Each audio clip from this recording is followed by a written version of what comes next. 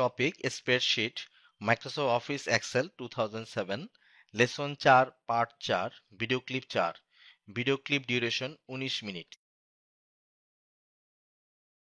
আমরা এখন শিখব ওয়ার্কশিটে ফর্মুলার ব্যবহার। আমরা জানি স্প্রেডশিট তথা মাইক্রোসফট এক্সেল প্রোগ্রামটি হচ্ছে হিসেব নিকেশ করার প্রোগ্রাম। অতএব আসুন আমরা কিছু হিসেব নিকেশ করি। প্রথমে আমরা ফর্মুলা ব্যবহার করে কিছু হিসেব নিকেশ করব, এরপরে আমরা ফাংশন ব্যবহার করব। এটি একটি ওয়ার্কশিট। হিসেব নিকেশ করার জন্য আমাদের 5টি সিম্বল বা চিহ্ন সম্পর্কে জানতে হবে। এখানে আমরা একটি টেবিল দেখতে পাচ্ছি। এটি হচ্ছে ইকুয়াল বা সমান চিহ্ন, এটি হচ্ছে প্লাস বা যোগ চিহ্ন, এটি হচ্ছে মাইনাস বা বিয়োগ চিহ্ন, এটি হচ্ছে মাল্টিপ্লিকেশন বা গুণ চিহ্ন, এটি হচ্ছে ডিভিশন বা ভাগ চিহ্ন। অর্থাৎ আমরা যখনই যে হিসেব করি না কেন তখন আমাদেরকে এই সিম্বল বা এই চিহ্নগুলো ব্যবহার করতে হবে। আসুন আমরা প্রথমে একটি যোগ করি ফর্মুলা ব্যবহার করে। এটি হচ্ছে একটি টেবিল স্টেটমেন্ট অফ ইনকাম অর্থাৎ আয়ের একটি বিবরণী। এখানে আমরা দেখতে পাচ্ছি দুটো কলাম রয়েছে, একটি হচ্ছে ইনকামের কলাম আর একটি হচ্ছে অ্যামাউন্ট। এখানে আমরা 4টি সোর্স দেখতে পাচ্ছি, অর্থাৎ 4টি সোর্সে ইনকাম রয়েছে এখানে এবং 4টি ভ্যালু বা অ্যামাউন্ট রয়েছে। এখন যোগ করার সময় আমাদেরকে যেই সেলটিতে আমরা রেজাল্টটি চাচ্ছি সেই সেলটি সিলেক্ট করতে হবে মাউসের লেফট বাটন দিয়ে।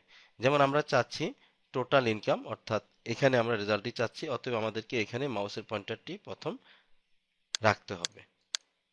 দেখুন আমাদের সেলটি সিলেক্ট হয়েছে এবং এখানে আমরা নেম বক্সে দেখতে পাচ্ছি এটি হচ্ছে C8 সেল। এখানে অ্যাড্রেসটি দেখা যাচ্ছে। সেলটি সিলেক্ট করার পর আমাদেরকে ফর্মুলা বারটি ব্যবহার করতে হবে। এটি হচ্ছে ফর্মুলা বার এবং যে কোনো ফর্মুলা সেট করার জন্য আমাদেরকে প্রথমেই ইকুয়াল সাইনটি প্রেস করতে হবে কিবোর্ড থেকে। প্রথমে আমরা এখানে মাউসের পয়েন্টারটি রাখবো। দেখুন আমি এখানে ক্লিক করার সাথে সাথেই এই মাউসের পয়েন্টারটি এখানে অ্যাক্টিভেট হলো। এখন আমরা কিবোর্ড থেকে ইকুয়াল সাইনটি প্রেস করব। দেখুন আমি যখন এখানে ইকুয়াল সাইনটি প্রেস করেছি ঠিক এখানেও কিন্তু ইকুয়াল সাইনটি চলে আসছে, অর্থাৎ ফর্মুলা বারে আমরা যা টাইপ করব প্রত্যেকটি বিষয় এখানে চলে আসবে। এখন আমরা দুভাবে এখানে ইনপুট দিতে পারি। একটি হচ্ছে এই সেলের উপরে মাউসের পয়েন্টারটি ক্লিক করলেই এই সেলের অ্যাড্রেসটা এখানে চলে আসবে, অথবা আমরা এখানে সেলের অ্যাড্রেসটি টাইপ করতে পারি। যেমন ধরুন আমরা চাচ্ছি এই সেলটি এই সেলটি এই সেলটি এই সেলটি 4টি সেল যোগ করে এখানে রেজাল্ট আসবে, তাহলে এই সেলের অ্যাড্রেসটি আমাদের এখানে লিখতে হবে, অথবা মাউস দিয়ে ক্লিক করতে পারি। আসলে আমরা প্রথমে টাইপ করি, কাজটি করি। ধরুন এই সেলটি হচ্ছে সি কলামের 4 নাম্বার রো, তাহলে এখানে আমরা লিখব C4।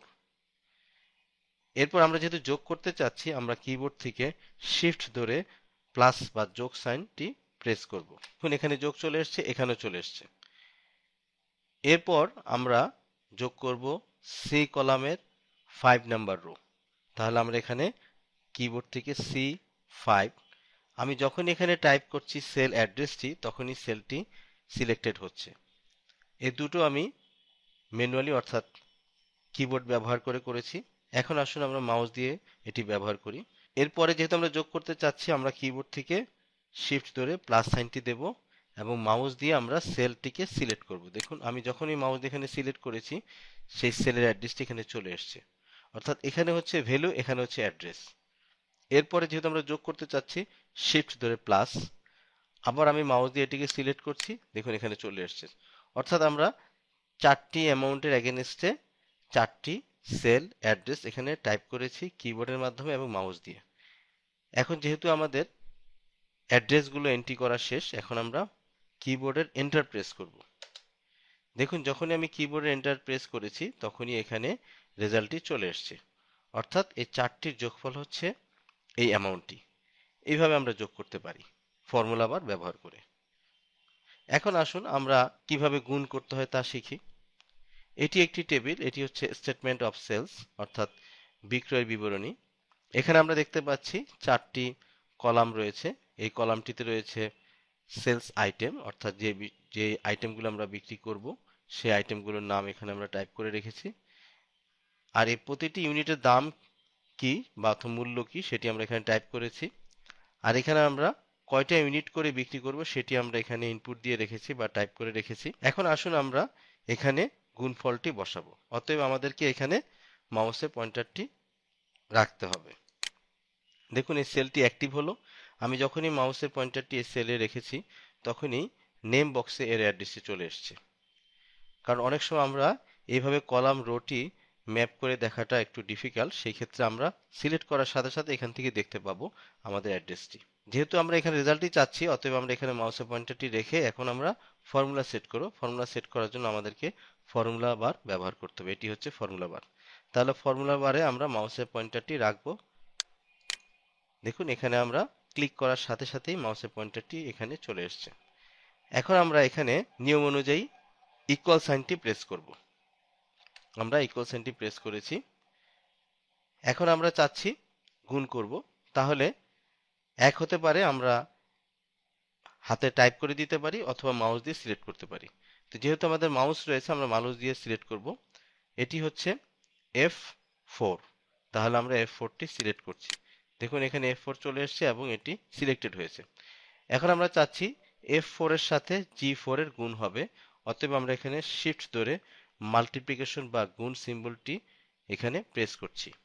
এরপর হচ্ছে G4, জি কলামের 4 নম্বর রো। তাহলে আমি এটা সিলেক্ট করছি মাউস দিয়ে। দেখুন আমি যখন এখানে সিলেক্ট করেছি তখন এখানে এটি চলে এসছে এবং এখানেও চলে এসছে। যেহেতু আমাদের সেল অ্যাড্রেসটি ইনপুট দেওয়া শেষ হলো, অতএব আমরা এখন এন্টার প্রেস করব। দেখুন এখানে কিন্তু আমাদের রেজাল্টটি চলে এসছে। এখানে আমরা যখন মাউস পয়েন্টারটি রাখবো এখানে আমাদের ফর্মুলাটা দেখাবে আর এখানে ভ্যালুটি দেখাবে। অনেক সময় এরকম দরকার হতে পারে যে এই ক্যালকুলেশনের এগেনস্টে কি ফর্মুলা রয়েছে সেটি আমরা এখান থেকে দেখতে পাবো। এইভাবে আমরা গুণ করতে পারি এবং একইভাবে আমরা বিয়োগ ভাগ আমরা করতে পারি। এখন আসুন আমরা রিলেটিভ সেল রেফারেন্স ব্যবহার করব। রিলেটিভ সেল রেফারেন্স হচ্ছে আমরা একটি ফর্মুলা সেট করব এবং সেই ফর্মুলাটি পরবর্তী হিসেবগুলোতে ব্যবহার করব। যেমন ধরুন এটি একটি টেবিল, এখানে আমরা একটি গুণ করেছি। এখন পরবর্তী রেজাল্টগুলো কিন্তু একইভাবে ফর্মুলা আমাদেরকে সেট করতে হবে কিবোর্ড মাউসের সমন্বয়ে এবং ফর্মুলা বারের সমন্বয়ে। কিন্তু আমরা চাচ্ছি যেহেতু ফর্মুলাটি আমরা সেট করেছি, এখন আমরা সেই ফর্মুলাটি আর টাইপ করব না। আমরা এখন এই ফর্মুলাটি পরবর্তী রেজাল্ট ফিল্ডগুলোতে ব্যবহার করব। ব্যবহার করার জন্য আমরা যে ফর্মুলাটি ব্যবহার করব ঠিক তার উপরে মাউসের পয়েন্টারটি রাখবো এবং আমরা দেখতে পাচ্ছি নিচে ডান দিকে এখানে একটি কর্নার দেখা যাচ্ছে।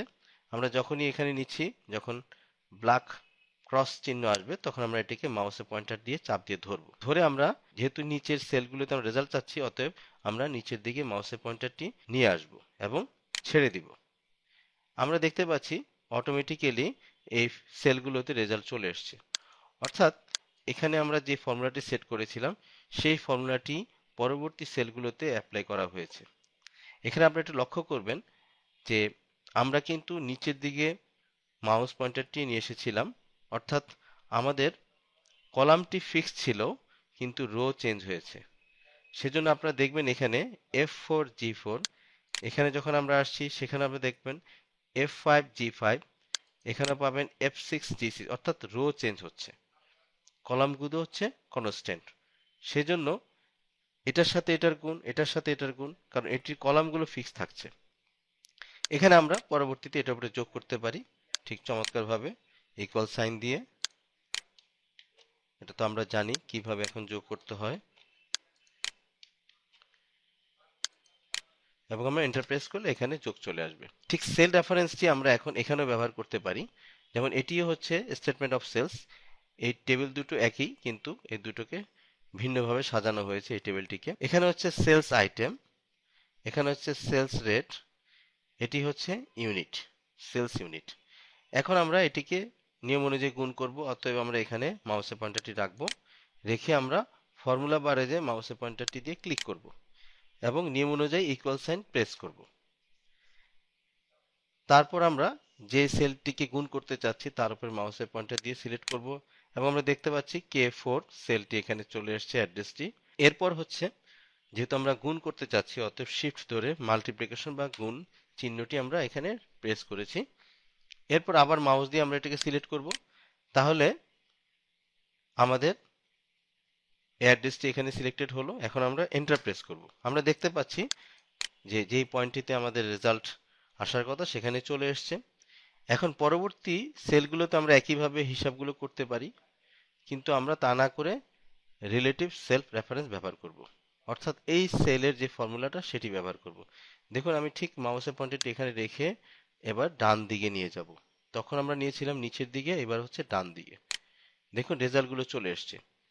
এই ক্ষেত্রে আমাদের রো গুলো কনস্ট্যান্ট ছিল, কলাম চেঞ্জ হয়েছে। দেখুন আমি যেহেতু ডান দিকে যাচ্ছি সেই ক্ষেত্রে আমাদের কলামগুলো চেঞ্জ হচ্ছিল।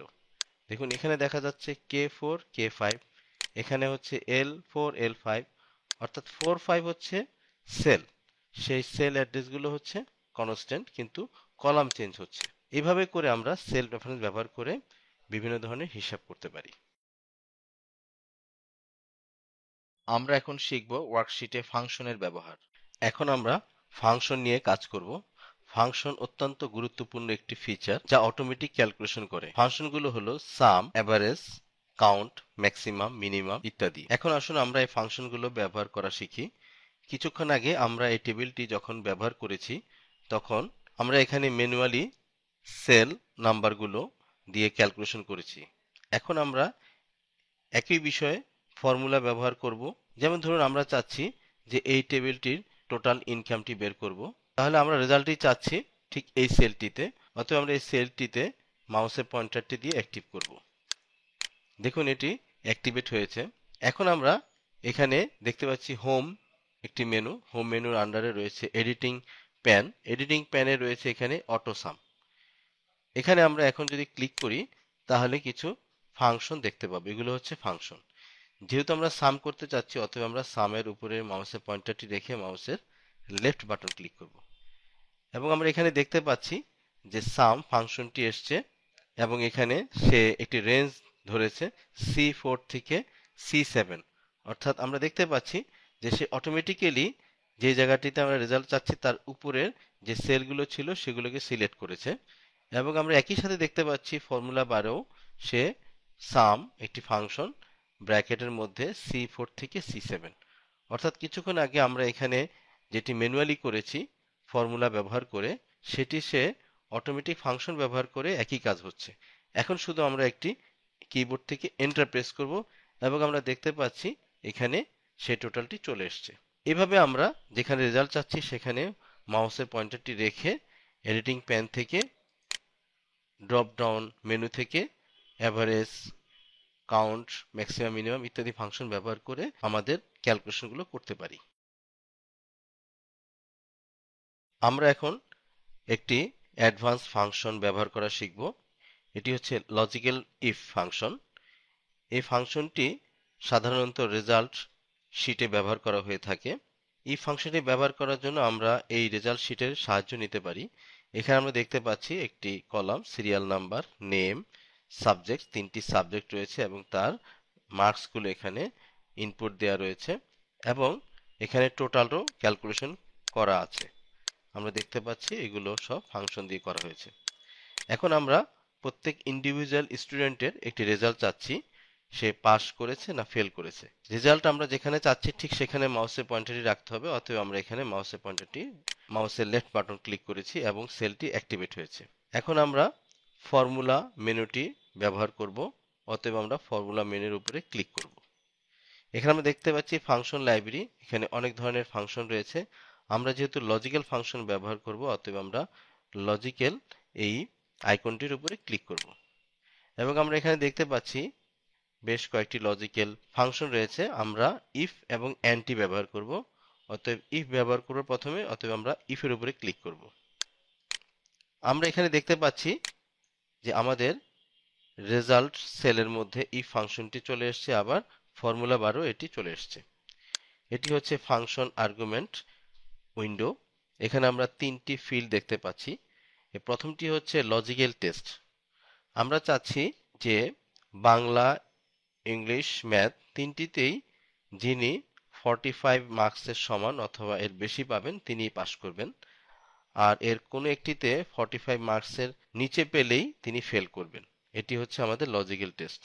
অতএব আমরা তিনটি ভ্যালুকে টেস্ট করতে হবে। তিনটি ভ্যালুকে টেস্ট করার জন্য আমাদের এন্ড ফাংশনটি ব্যবহার করতে হবে। অতএব আমরা এখানে এখন টাইপ করব এন্ড কিবোর্ড থেকে AND। যে কোনো ফাংশনের আমরা লক্ষ্য করব তার স্টার্টিং একটি ব্র্যাকেট থাকে, যেমন এটি হচ্ছে স্টার্টিং ব্র্যাকেট। এখন আমরা যেই সেলের উপরে টেস্ট করতে চাচ্ছি সেই সেলের অ্যাড্রেস লিখব। যেমন এখানে হচ্ছে C5, C5, আকরামের বাংলা মার্কস হচ্ছে C5, অতএব আমরা এখানে C5 টাইপ করব। তারপরে গ্রেটার দেন এবং ইকুয়াল 45, অর্থাৎ C5 সেলটি যদি গেট 45 এর বেশি এবং সমান হয়, তারপরে কমা, এরপরের সেলটি হচ্ছে D5, D5 এটিও গ্রেটার দেন ইকুয়াল 45, এরপর কমা, ডি এর পরে হচ্ছে E5 sell greater than equal to 45। আমাদের তিনটি যেহেতু সাবজেক্ট, তিনটি সাবজেক্টেরই এখানে সেল অ্যাড্রেস চলে এসছে। এখন আমাদের এই ফাংশনটিকে ক্লোজ করতে হবে। এইভাবে আমরা ক্লোজ করেছি, অর্থাৎ এটি হচ্ছে টেস্ট, অর্থাৎ C5 equal to 45, D5 equal to greater than or 45, E5 equal to greater than or 45 যদি হয়, এটা যদি সত্য হয়, তাহলে ভ্যালু ইফ ট্রু, অর্থাৎ সত্য হলে কি হবে, এখানে আমরা লিখে দিতে পারি PASS পাস। আমরা এখানে কোটেশনের মাধ্যমে এটি লিখব। আর যদি এর কোনো একটি 45 এর নিচে হয়, তাহলে সে ফেল করবে। অতএব এখানে আমরা কোটেশন FAIL। এটি হচ্ছে আমাদের লজিক্যাল টেস্ট। এটি যদি সত্য হয় তাহলে পাস, এটি যদি সত্য না হয় তাহলে ফেল।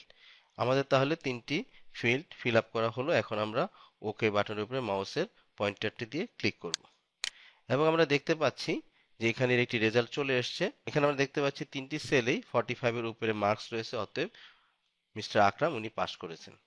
এখন আমরা একইভাবে এখানে if দিয়ে এই ফাংশনগুলো ব্যবহার করতে পারি, কিন্তু আমরা যেহেতু জানি রিলেটিভ সেলফ রেফারেন্স ব্যবহার করে আমরা খুব সহজেই ফর্মুলাটি ব্যবহার করতে পারি। তাহলে আমরা এখন এখানে ঠিক মাউসের পয়েন্টারটি নিয়ে মাউস দিয়ে চাপ দিয়ে ধরে আমরা নিচের দিকে মাউসের পয়েন্টারটি নিয়ে আসব এবং আমরা এখন ছেড়ে দেব। আমরা দেখতে পাচ্ছি এখানে যে উনি পাস করেছেন, উনিও পাস করেছেন, উনি ফেল করেছেন কারণ উনি বাংলায় লেস দেন 45 অর্থাৎ 45 এর কম পেয়েছেন। বাকি দুটোতে অবশ্য 45 এর বেশি পেয়েছেন। উনি আবার পাস করেছেন, উনি আবার ফেল করেছেন মিস্টার রফিক, উনি দেখা যাচ্ছে বাংলাতে কম পেয়েছেন। তাহলে এইভাবে আমরা লজিক্যাল ফাংশন ব্যবহার করেও বিভিন্ন রেজাল্ট শিট তৈরি করতে পারি।